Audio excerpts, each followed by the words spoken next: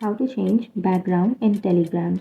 So if you want to change background in your Telegram, then first of all you need to open up your Telegram application and simply choose a person, anyone. So I'll be choosing this person, right? So what you can do is simply go for the upper right corner which has that three dots icon, and now you can simply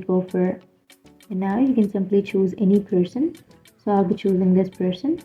So what you can do is simply go for the upper right corner which has that three dots icon, and here you will have options, right? So you can simply go for change wallpaper option, and from here you can select a theme. So you can simply select any theme that you would like and then tap on apply theme,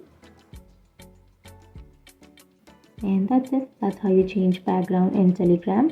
And if you have any questions, feel free to comment below. Thanks for watching.